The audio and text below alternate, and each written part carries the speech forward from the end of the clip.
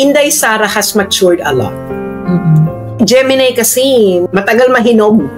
Mm-mm. Karamihan ng Gemini sa buhay niyo, baby face. So, she's more confident now. I think Inday Sara right now has fully unveiled compared before.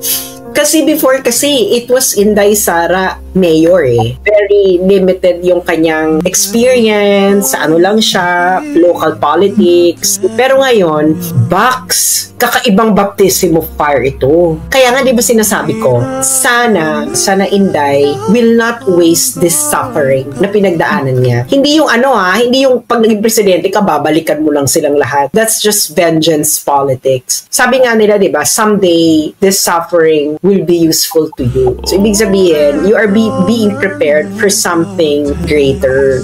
Kasi, can you imagine, yung kakampi mo, binaboy ka. Tapos, for the first 2 years, galit sa'yo ang karamihan ng DDS kasi ayaw mo pang kalasan niyang sila BBM. Tapos, nagalit pa sa'yo yung ibang DDS kasi in-endorse mo si Amy. Tapos, yung tatay mo nakulong. And I'm pretty sure a lot of DDS are thinking na kung hindi mo pinartner si BBM, hindi mangyayari to sa tatay mo. Alam mo yun na parang kinantot ka ng malas ng sabay-sabay. Oo. So, ganyan yung nangyari kay Inday Sara. I'm sorry, Sarah, for that term, but that's just who I am. I'm just being honest. When we are suffering, some of us just succumb to it. Pero the right approach is when you are going through a lot, you have to step back and look at, okay, why are these things happening? What is going on? Diba? What is going on? Parang ano lang yan, para ka nagtatanim ng halaman, nag-aalaga ng halaman, nakikita mo yung halaman mo na imbis na magpanik ka, oh my God, yung halaman ko natutuyo na mamatay. Gagawin mo, you just have to step back and see what is going on. Why is this happening? So, kailangan ka magkaroon ng coherent narrative on why it's happening. Either you would think na hindi mo titingnan yung bigger picture on why it's happening to you, and then pag nalampasan mo, yung gagawin mo lang is, tangina kayong lahat dahil lalagpasan ko na to, babambuyin ko ang mga buhay ninyo. So yung alam mo yung, kasi when you survive a suffering, you will have a tremendous amount of energy after that. Don't you notice it? Even after your sickness, di ba, pagkatapos ng, ang bilis nga nun eh, di ba? Don't you notice it, na pag magkasakit ka, tangina buong linggo, para ka na mamamatay dahil sa sakit or whatever. And then, tapos pag-gising mo, biglang, ay, bakit ang laking ganda na ng energy ko, ganyan. So, you will have a new burst of energy. Diba? Kaya sabi ni Friedrich Nietzsche, that doesn't kill you, makes you stronger. Yan. Kaya nga, diba, ang chika, gusto na nilang tigihin yan si Inday kasi nga, yun ang totoo. That doesn't kill you, makes you stronger. So, Inday right now is, hinulma na siya ng paghihirap at a national level. She was shamed, she was humiliated at a national level. Her family was destroyed. Her support system was destroyed. She hit rock bottom. Kaya nga wala na nung hearing, di ba? Tangina pa, paano mo pa ipipin down si Inday? Binaba nyo na siya. The lowest level. Yun ang problema, ang aga. Kung ako dun sa kalaban, sabihin ko, ang aga nyo namang dapat i-pacing ninyo. Paabutin nyo muna ng Ngayon, tapos na, 3 years, o di, mag-iiba ng ihip ng angin kasi hindi nyo na-destroy in 3 years. Alam mo na may isi-spend mo pa in the next 3 years, gagawin mo yung ginawa mo. Ang laking perang ginastos nun. Syempre, kailangan mo ng pera sa kampanya, sa eleksyon. Alam mo na maggamitin mo yung perang yun para sa pang-destroy kay Sara, ang national election, napakalaking bagay. So, the Inday Sara, when I interviewed her, ako lang siguro ang hindi pa nakakita kay Inday in person. Can you imagine? Talaga ba? I never seen Inday in person na nakausap. Siguro nakita ko lang siya, pero yun talagang katulad mo, Joey, na nakausap mo siya na para kayong sisterly vibe na maiyak-iyak kayong pareho na, Inday, alam ko namang naghihirap ka eh. Hindi mo na mahirap talaga pero sana is just try. So I never met her. I was invited to attend the campaign sa Davao City nun. That's why I was in Davao City. But I never met her. I could imagine the office. Parang ano ba yun? Parang ano eksena? Yan ang dapat nating abangan, ang pagtatagpo ni Sas from Afterlife at ni Inday Sara. Alam mo yun, diba? Hindi talaga kami magkatagpo. Can you imagine, I met her siblings several times, but I've never met Inday Sara. Kaya kung sabihin nila, ano yun ni Inday? Bex, hindi pa kami nakikita ni Inday sa talang buhay namin. As in, can you imagine, since nung nagsalita ako, nung nagkaroon ako ng lecture sa Davao noon, wala siya, nasa Marawi. Nagtutulong sa Okay. nagtutulong sa Marawi. So, ganun yung eksena. Kaya sinasabi nila na ano ka ng Duterte family. Ha? Hindi kayo? Alam mo bang nung lecture ko sa Davao, hindi naman sila nag-arrange nun. Nag-arrange nun mga private citizen ng Davao. Hindi rin sila umattend. Alam mo, wala rin mga Duterte umattend. So, it was like, it's not like a full force. Eksena, yeah, oo. Wala, hindi nila eksena. Girl, pupunta ako ng Davao na hindi nila maloloko na lang mga, hindi ka pala sa Davao. Oo. Gusto ko lang talaga pumunta ng Davao. Hindi ako pumunta ng Davao dahil gusto ko makipag-keme-keme. Gusto ko lang pumunta dahil I feel safe here than in Manila. Ganyan. So now, yung pagkaka-interview ko sa kanyang yon, hindi pa nga po pwede yun kasi nga, hindi raw nagpapa-interview si Inday ng ganong kahaba kasi nga, shy siya. May stage fright. Ngayon, she doesn't look like someone who has stage fright. As in, pag umahanap siya sa media ngayon, panoorin niyo yung mga dati ni Inday. In control, oo. Talagang, iba ngayon yung control ni Inday, iba yung commanding presence. And I think na, kasi aminin naman natin sa Inday, no? Nepo baby rin si Inday. Pag Nepo baby, kasi ibig sabihin, you ride on the coattails of your parents' success. Actually, inaamin naman yun ng mga Duterte siblings Kahit naman si Baste, nung nakausap ko, sabi niya sa akin na, well, hindi na natin makakila. Kaya rin naman ako nanalo kasi nga Duterte ako, ganyan. So, meron silang self-awareness. They have self-awareness that they are in their place because of their parents' success. But, si Inday, alam niya na gano'n ang kalagayan niya, but she is carving a name for herself. Kaya nga, di ba, hindi niya sinusunod yung mga advice ng tatay niya noon. Ay, hindi. Diskarte ko to si Duterte naman. Okay ra. Diskarte mo yan. O, di ba? Ayaw ni Digong na siya kay BBM. Join siya.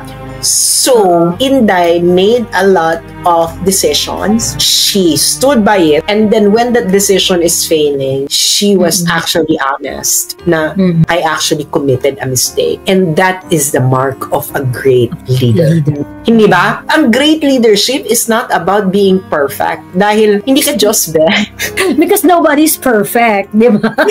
Una, hindi ka Diyos. Yun ang hinahanap ko sa isang leader. Decisive. And then, when that decision happened, and then that decision failed, the next thing that I would accept. So, first, kailangan decisive. Second, ang gusto ko sa leader is my sense of ownership. Yes, oo. So, ano ibig sabihin ng sense of ownership? Decisive ka nga. Nagkamali, pumalpak yung decision mo. Tapos hindi mo in-own. So, at least ka sa number 2 ko. Si Inday may sense of ownership. Okay, nag-decide ako ganyan. And now, I can see na ganito ang nangyari. So, in-own niya. Diba? Hindi siya nahiya. Hindi siya nakipagplastikan na, hindi kasi ganito.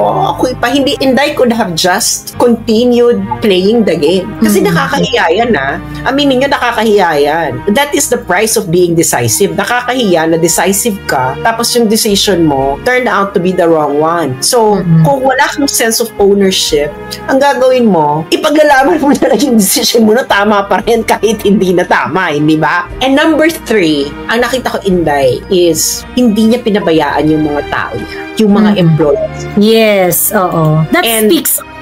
That speaks about her leadership. Alam niya yung laro na bakit kayo magdidisiplina sa mga tao ko, bakit hindi muna ako? Alam ni Inday na yung mga tao niya walang ginawang mali. So, dahil alam niya na walang ginawang mali yung mga tao niya, she stood by them hanggang doon sa detention. So, kaya nga, yung nangyari kay Inday unveiled, di ba sabi nila, di ba, the best way to convince people is to show, not tell. And in the last 3 years, Inday showed who she is as a person. She showed up. She showed she showed us, she demonstrated who she is as a leader and as a person. She's decisive, one. Second, she has a very strong sense of ownership. And third, when you're working for her and you didn't do anything wrong, she would be willing to sacrifice the dignity of her position in order to defend you. Yes. And that is what you call boss lady, alpha level, sigma, emerald, charva, ganon. Correct. Kaya, basta Inday, astig. True. The very definition of astig. Correct. The very definition of astig. Nilalaman ka na ng lahat, diba? Pero di ka nagpalamon. Mas lalaki pa si Inday sa mga lalaking leaders ngayon. Correct. Oo. Diba? Sabi ni Inday, hindi ako nabibili. Kita mo? And hindi gigil si Inday sa pagiging presidente. Kasi kung gigil si Inday sa pagiging presidente, girl, she could have just played the game. Play it all alone. Dahil mahirap tumakbo against an incumbent, ha? Against a candidate ng incumbent. Dahil malaki ang resources niyan. She could have just play along. Diba? Pero, Inday didn't. Wala. Mali ang desisyon niya na nakipag-partner kay Marcos. Okay. Hindi ba? So, ngayon, Inday fully unveiled her decision-making. Inday fully unveiled who she is as a boss. And Inday fully unveiled what we can expect from her when it comes to sense of ownership. So, nung interview ko kasi, it's more tell eh. Yung interview ko sa kanya, it's more tell. Pero, we can only prove our mettle when circumstance tests us. Alam niyo yung mga tipong parati mong sinasabi na, I'm very honest, I'm a person with integrity, ganyan. Pero, pag dumating na yung panahon na iti-test na yung integrity mo, na halimbawa, na tinawagan ka na, huwag ka lang mag-post, bibigyan ka namin ng ganito. Doon mo malalaman kung how much integrity you actually have. You cannot fool yourself with your with what you're telling yourself. Because your actions will actually be the proof of the pudding. So, si Inday, she could have played along with Saldico and Romualdez about the budget of DepEd. Yeah. And this could have not happened to her. Her father probably would not be in jail kung hindi niya inatake si Romualdez. But she did all of that. Diba? And then, she has a sense of ownership na may mali. So, ayun lang na wala siyang motherhood statements. She's just a straight shooter. Kaya ayaw sa kanya ng karamihan ng mga traditional politicians ngayon. Because yan din ang dahilan kung bakit ayaw siya ng ibang tao ng tatay niya noon sa Davao. Dahil si Inday ay by the book, which is part of her strength and weakness. So, bahala na siya kung paano niya ibabalance yung weakness and strength part ng being by the book. Okay? Dahil hindi naman ako si Inday, hindi naman ako magiging presidente if ever, no? So, problema mo na yung girl. Pero yun naman sasabi ko. So the difference between when I interviewed her and now, she was telling who she was during my interview, but now she's showing who she is as a leader.